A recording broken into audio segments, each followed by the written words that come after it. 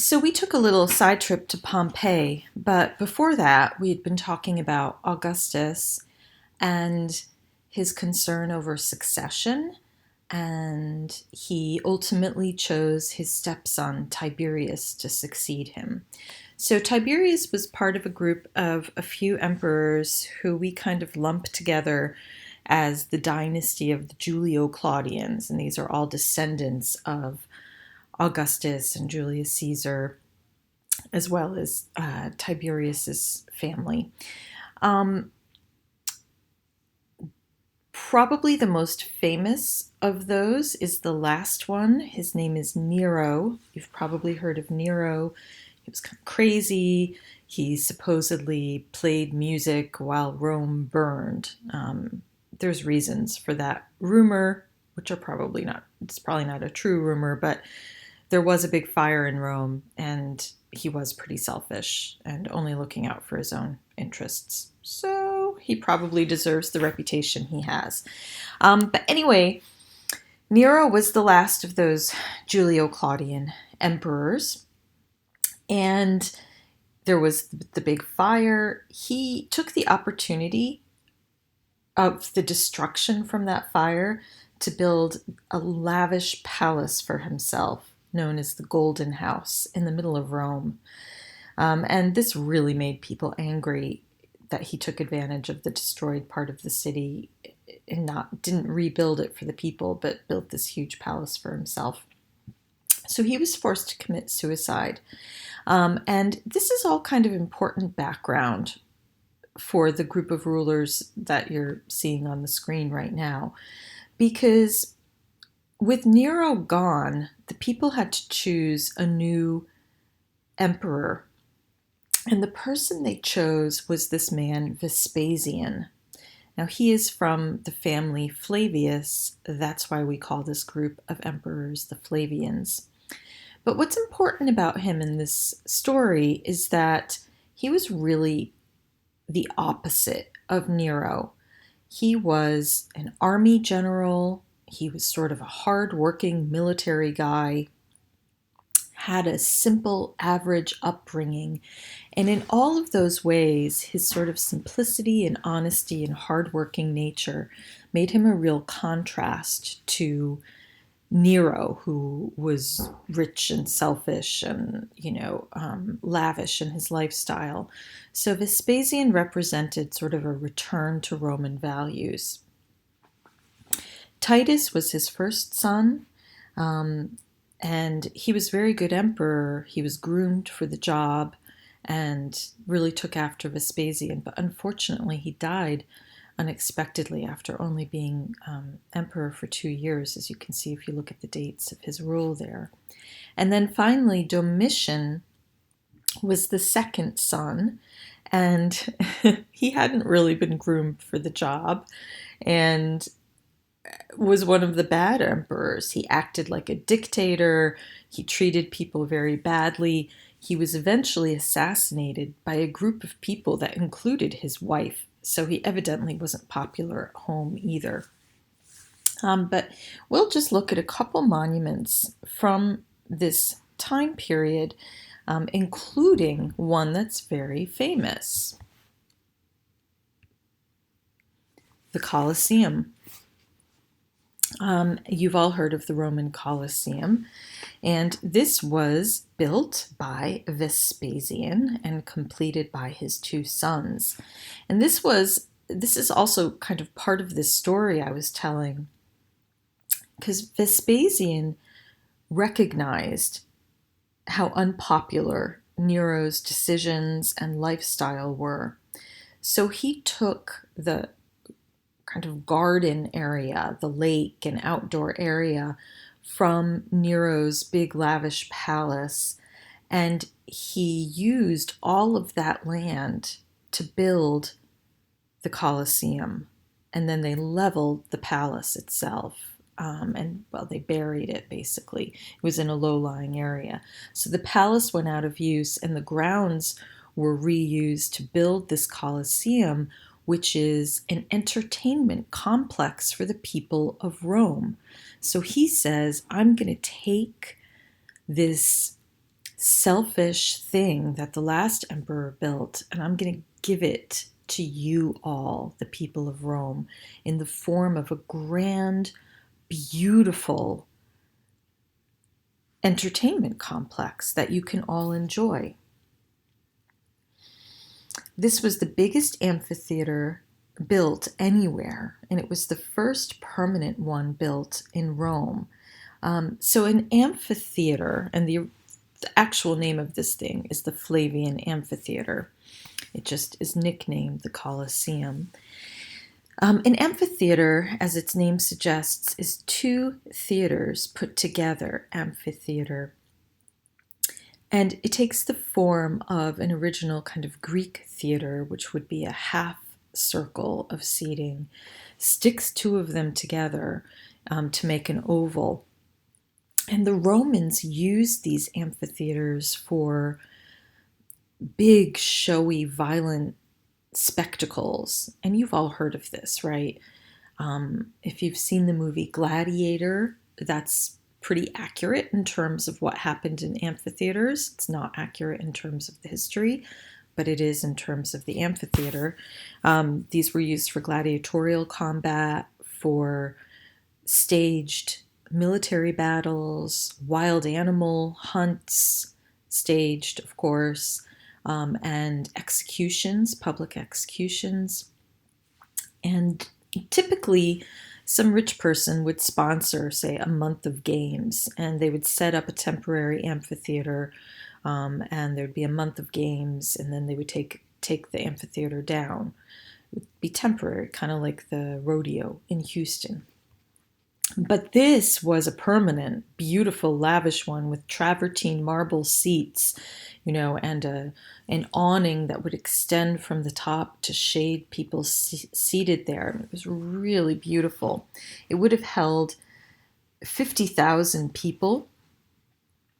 It was mostly made of concrete and using the building materials that we talked about in a previous lecture. But then travertine marble used as sort of facing for that concrete, for the seats and so on. A lot of that is gone now because it was the marble was taken away during the Renaissance and reused. So that means that as we look at this, what you're really looking at is the concrete shell. So from our perspective, it's nice to look at because we can see the way all of the barrel vaults and groin vaults and concrete were used to create this structure. So the way it works, if you look at this and the rings, there's sort of concentric rings, right? Each of those concentric rings going around, if you imagine NRG Stadium, right? Because our stadiums are versions of Roman amphitheaters. I mean, they're using the same technique that was used in this amphitheater in terms of design. So when you're in NRG Stadium or any other big stadium, you can kind of walk around the corridor where they sell, Coke and hot dogs and whatever. And then there's separate entrances to the different seating areas, right? This is set up the same way so that corridor that rings around where they sell the food in the amphitheater here is basically a barrel vault in the form of a ring, so going all the way around. And then the corridors that lead you to your seats, which you can see here, are barrel vaults leading in. Where those barrel vaults cross the ring and the ones leading in, a groin vault is created. So what you have is a web of groin vaults and barrel vaults, which are functional in terms of moving people through the structure, but they're also structural. It creates this, it's almost like a honeycomb, this structure of vaults that allows this incredibly tall, large building to exist without the kinds of things we would use today, like steel supports. It also had an elaborate substructure, and if you look in this slide at the centermost ring, that's actually below where the floor would have been. The floor isn't there anymore. And below the floor was a structure of tunnels and ramps and lifts that would allow the performers, whether they're people or wild animals, to be brought out onto the floor of the complex. Here's an exterior view, and here you can see the way the Romans did what we've been talking about already. They created a kind of classicizing facade of columns and horizontal lintels that's stuck on the front of this concrete vaulted structure. And then here's an interior view where you can see more closely those barrel vaults that are leading into the seating area. Remember, the seating area is mostly ripped away now, but you can see all of the corridors, all of those barrel vaults, a kind of web of vaults. And you can also see that substructure, that subfloor area that I was talking about. So there's a modern walkway constructed across where the floor would have been, and you can get a sense of the elaborate structure below ground.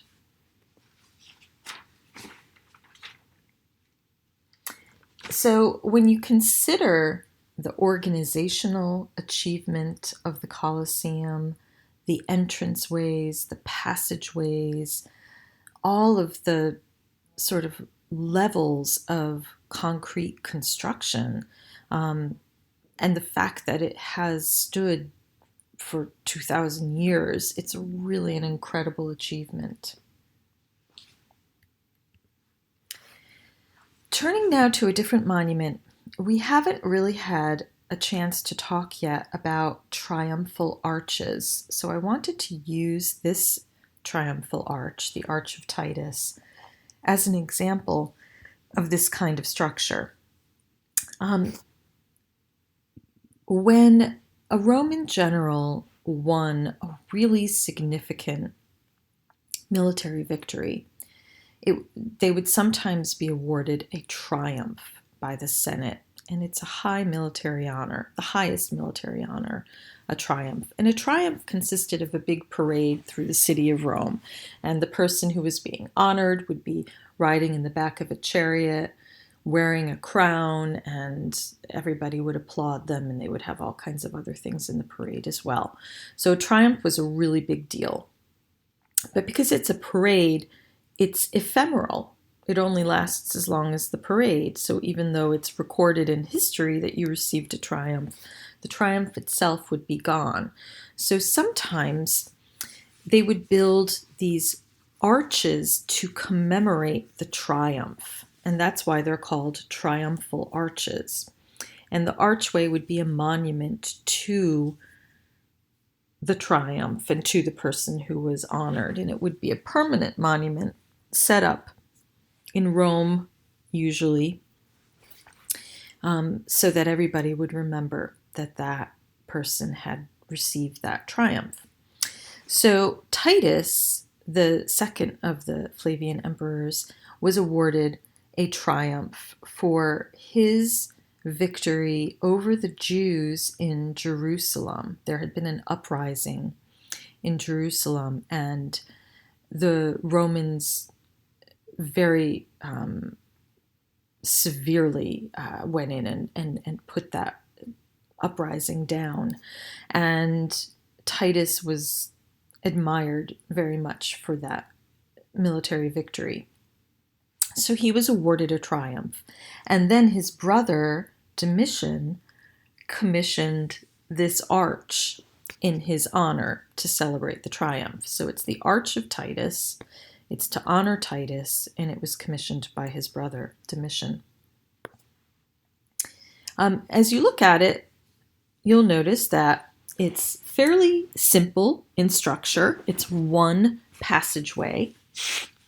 Some triumphal arches had more passageways, but this is sort of simple and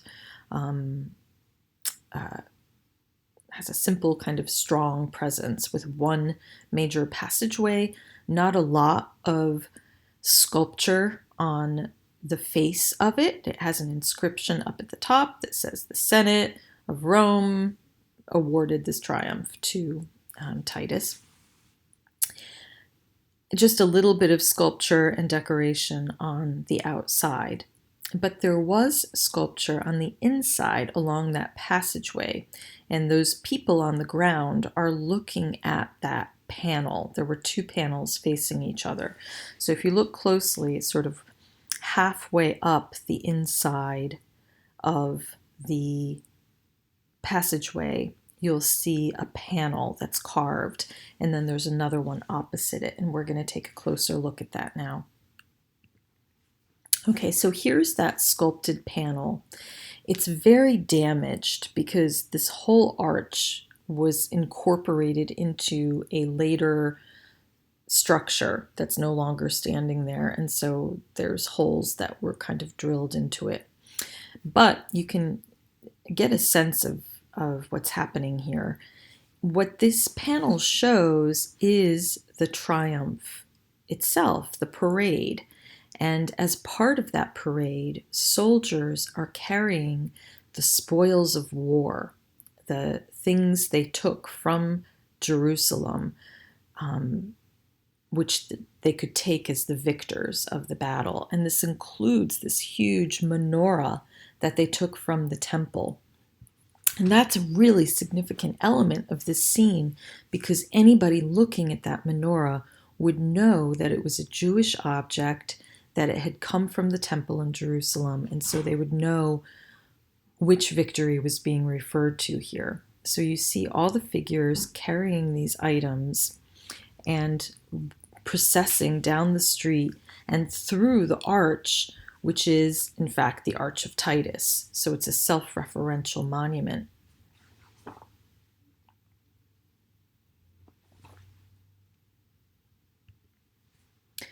Okay, so moving on to our next significant emperor. What happened is that Domitian, remember, was assassinated by his wife and other people who hated him. And so the Romans were again in a position where they had to choose somebody. They chose this elderly senator who was supposed to be a kind of stable interim leader, and that's what happened. He was, and then he had time to sort of look around for the best successor, and he chose a young, popular general named Trajan. So Trajan would turn out to be a very adept and popular ruler, one of the great rulers of Rome. And you can look at this and see that he ruled for about 20 years, so it was a long, stable period in Rome. His reign was viewed as a golden age, even at the time. People loved him, and they gave him this nickname, Optimus Princeps, which means the best of leaders, because they thought he was so great. Interestingly, Trajan was not born in Italy. He was born in Spain. And this is a good indication of how large the Roman world had become, and the fact that you could be born in Spain and still be considered as Roman as anyone else and as fitting to be an emperor as anyone else. So he was this very successful general. He treated the Senate with respect, and that helped him maintain power. Another big thing in his favor is that he had had this big military victory over an area of Europe known as Dacia. And that region of Southeast Europe had all of these gold and silver mines. So when Trajan and his army conquered Dacia, they were able to then control all of those resources. So it brought piles of money into Rome. So he had, he had full coffers and could spend the money on all the things that Rome needed and that the provinces needed. And that, of course, made him very popular.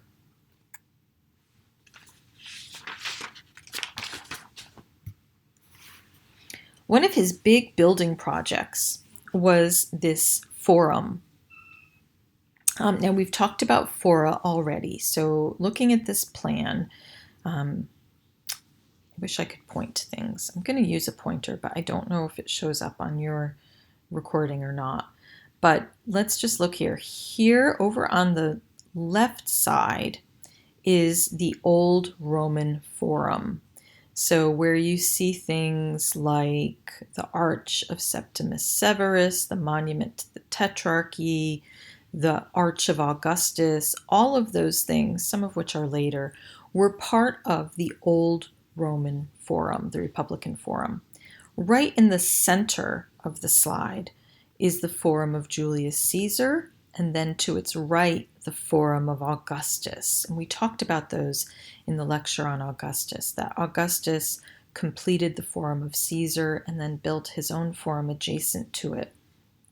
So these are built in this nice organized sort of rectangular plan with the columned porticos running around the sides. Very beautifully designed public spaces for official events.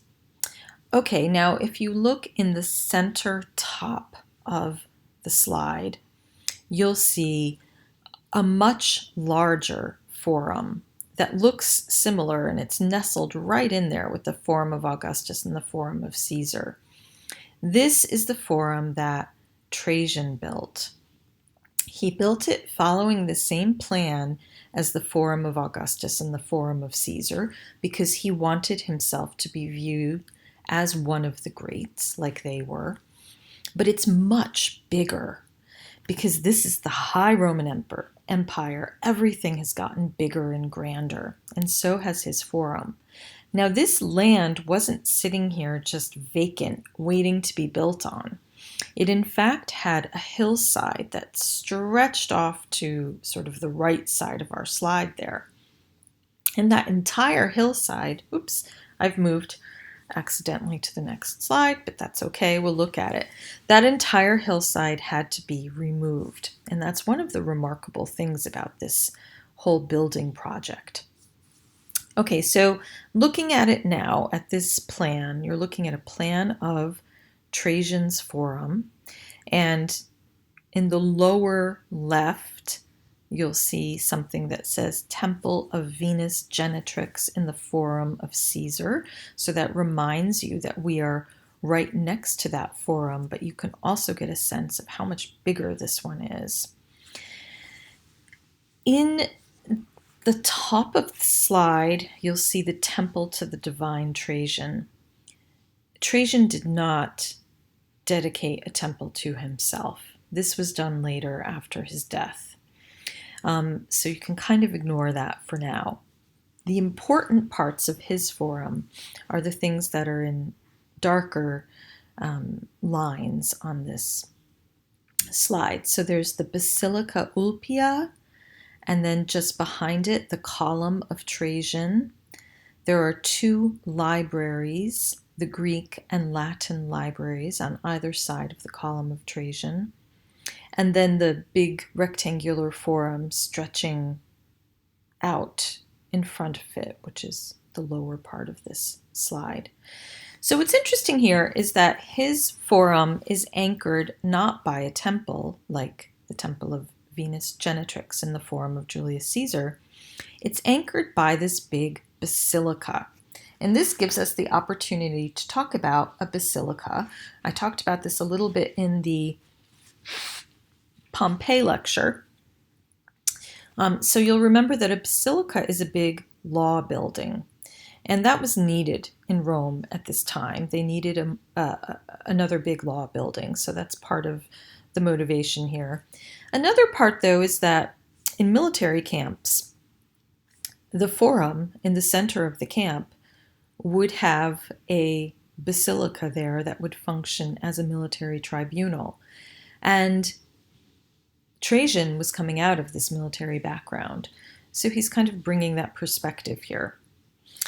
This was a huge basilica, and you can get a sense of that just from looking at this plan.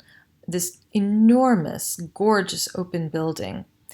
On either end of it are two semicircular additions, and that it is actually modeled after Augustus's forum, but it's significant here because having modeled those sort of semicircular additions after Augustus's forum and then used it here on Trajan's basilica, that becomes a standard part of the basilica. And we're going to see that reflected in later church plans because churches are going to borrow the basilica form, including that semicircular apse at one end. So we can really trace the whole history of architecture through looking at the way each one of these buildings borrows pieces from another one.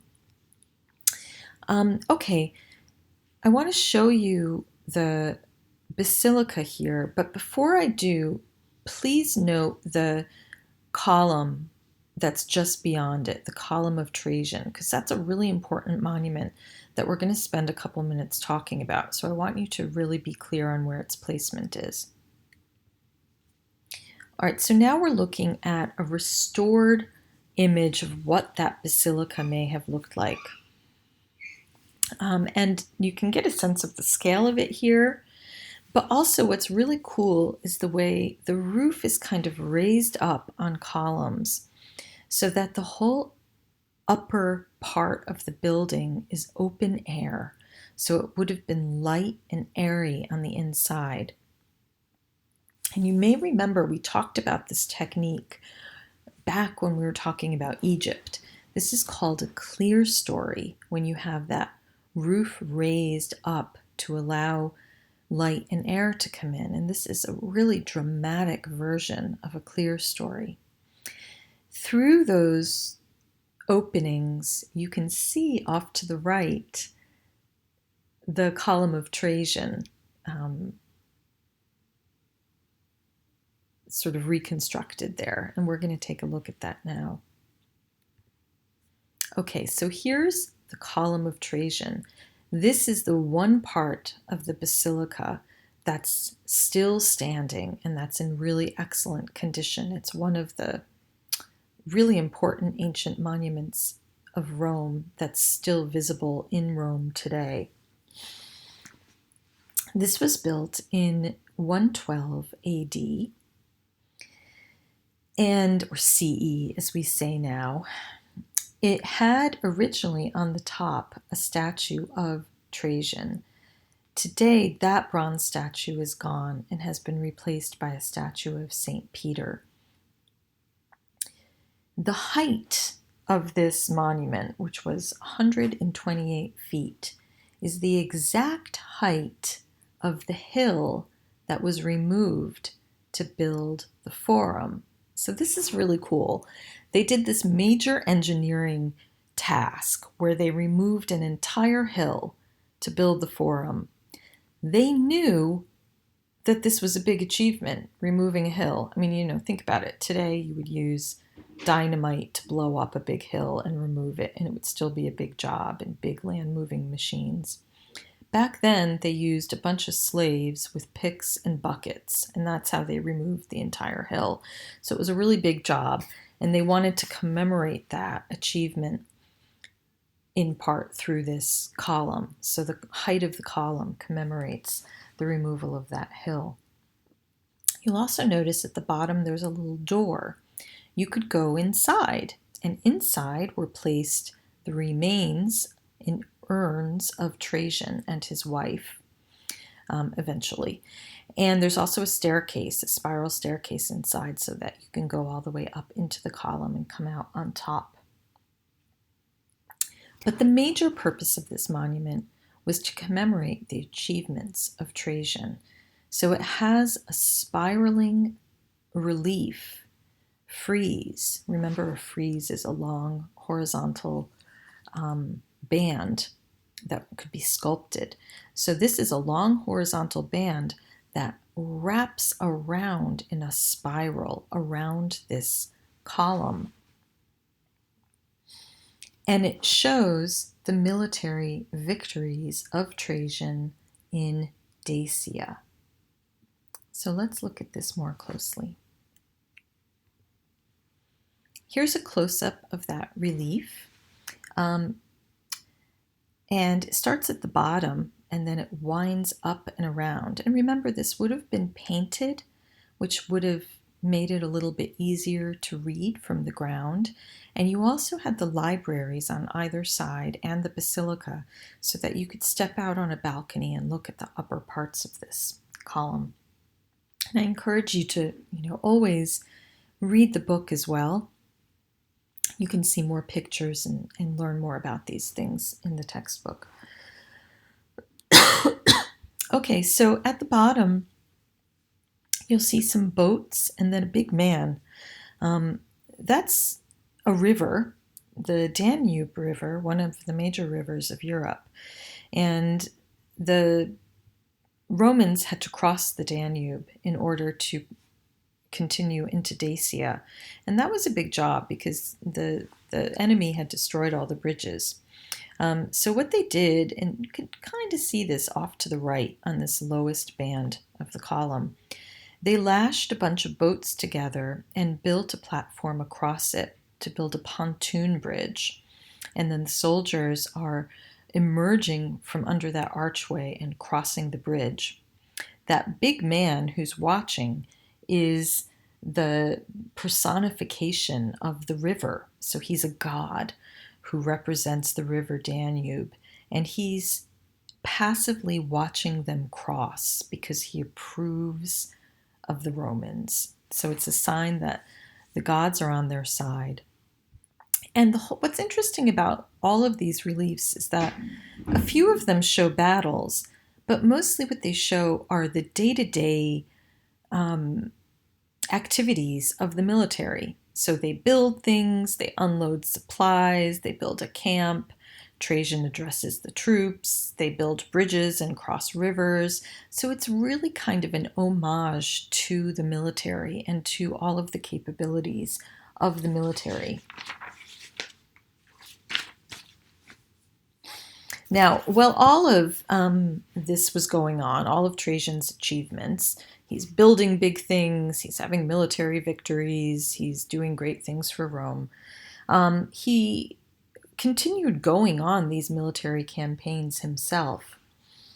In the year 117, he went on military campaign to the eastern provinces, Syria and Turkey and Mesopotamia, because that border was always under threat from the Persians. And at this point in history, the Persians are known as the Parthians. His health was not good at that point, and he died. Just before dying, he named his successor, and his successor was Hadrian. And here's a portrait of Hadrian. Hadrian was the second cousin of Trajan.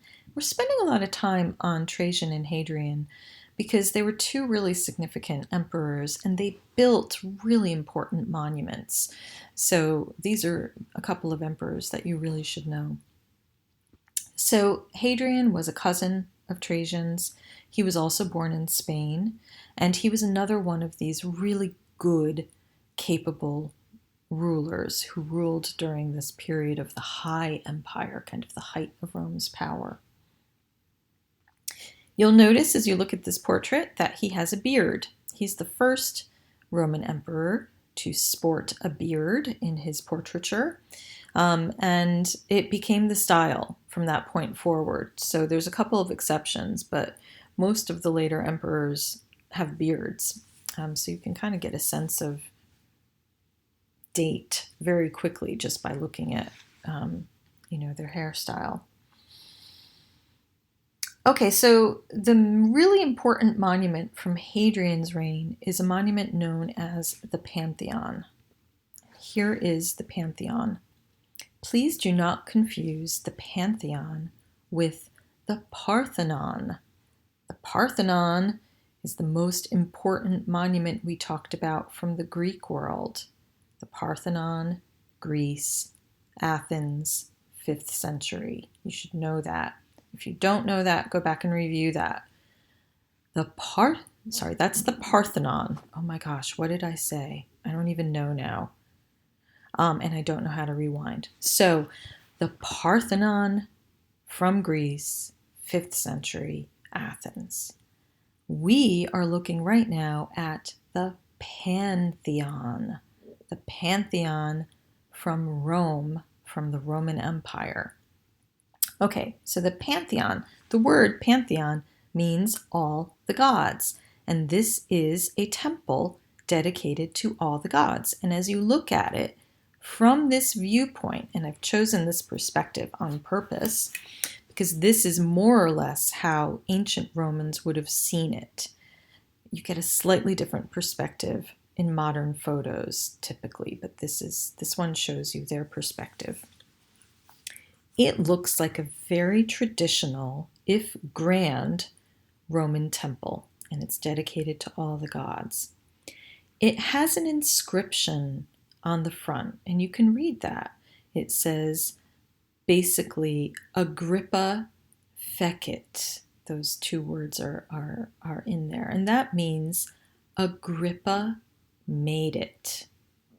So the inscription tells us that this very traditional looking temple was made by Agrippa. That is not true. Agrippa was Augustus's right-hand man. They lived 100 years earlier. This building is built by Hadrian, and Hadrian put a fake inscription on it to make it look older. It replaced an older building that had already been there, which may have been the justification for it. But he puts this fake inscription on saying that Agrippa made this building because he wants it to look ancient, which is funny because to us it is very ancient. But there are other tricks in this building as well. This is truly one of the coolest buildings. I absolutely adore this building, and in part because it's full of all of these interesting tricks. It's also really cool because it's probably the best preserved ancient Roman building. It never went out of use. It's always been used. It was used originally as a temple, and then since the time of Christianity, it was used as a church. Well, since the 7th century or so, it was used as a church. So it's always been in use, and therefore it's always been maintained. So the interior, which we'll look at shortly, gives you the sense of what all of these buildings would have looked like. We typically see them as ruins, but this one it looks brand new. So it's an amazing building. Okay, so when you look at the front of it, there's 2 rows of 8 columns. These are monolithic granite columns, meaning a single stone. And those columns were imported from Egypt. So the columns are pretty amazing. And remember that as you looked at this porch, this kind of dark porch, it's supposed to look like a traditional temple. But in fact, that porch is one of these like fake facades that the Romans stuck on a building. Let's look at another view. Here is what the Pantheon actually looks like. That fake porch hides this cylindrical, domed structure behind it. And we can see it today because the ground level is higher than in antiquity and the buildings around the sides are no longer there. But the Romans would not have seen that. They would have entered through the porch thinking they were going to go into the dark cella of a temple. And in fact, they're going to go into this enormous, domed, open structure that was full of light. Let's take another look. Here's what the structure of this thing looks like. On the left, you can see the porch. And then on the right, you can see this cylindrical building with a half circle dome above This is all built from concrete, and it employs all kinds of clever engineering tricks to allow that dome not to collapse. And I want to emphasize that we could not make this building today using unreinforced concrete. We don't have the skill to do it. We could do it using reinforced concrete with steel inside of it, but we wouldn't be able to do it using just concrete mush. It would collapse. The Romans knew how to do it. So I'll just point out a couple of the tricks that helped this. Essentially, the challenge was to reduce the weight of the dome, reduce the amount of concrete being used so that it wasn't so heavy it would simply fall. So let's start at the base of the dome. So look at the part of the building where the curve of the dome starts to spring from, and you'll notice how thick the walls are there, right? They're very, very thick. And in fact, at the very base of the dome, you still have like this fat concrete wall supporting the whole thing. So the actual part where the dome springs from is like a third of the way up.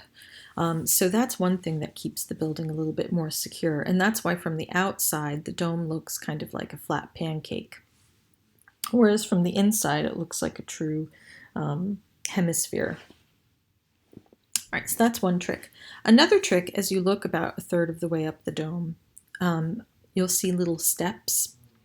Those steps are supports, they're buttresses. So those steps are giving extra support to the dome. Also, as you go all the way up to the top, you'll see that there's a big hole in the ceiling called an oculus. That oculus is, let me look at my notes here for the, yes, measurement, 27 feet across. So there is a hole 27 feet in diameter at the very weakest part of the dome. So in other words, the weakest part of the dome simply isn't there. So that really helps. It also provides a nice window into the building. And this is really like a version of what we saw in Roman houses with that impluvium, the skylight. It's just a round, big version of a skylight. Finally, the other trick to make this lighter weight are those insets throughout the dome. They're called coffers, those sort of square insets. What those do is they thin the thickness of the wall at that point by providing little insets there. So all of these tricks helped the Romans create this building. Now I want to show you one more picture that will hopefully give you a sense of how majestic this looks when you step inside. All right, so this is what it looks like through a kind of weird lens when you step inside the Pantheon. So imagine you're on that dark porch, you're expecting to go into the dark cella of a temple, and instead you step into this space. You would feel like you had been transported into the heavens. And that oculus looks like the sun in the sky, and it provides light and, of course, rain. And it still, to this day, rains inside the Pantheon. And on a rare occasion, it snows inside the Pantheon. I would very much like to see that.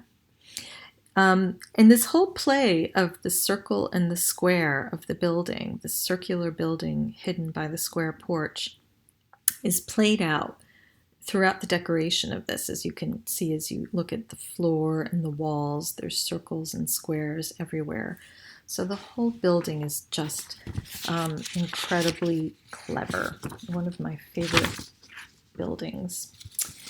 All right, so that's the Pantheon. As always, if you have questions about the lecture, Please post on the discussion board or email me. This video format, unfortunately, doesn't allow us to talk to each other as I'm talking, but I'm still here to respond to your questions anytime you have them. Thank you.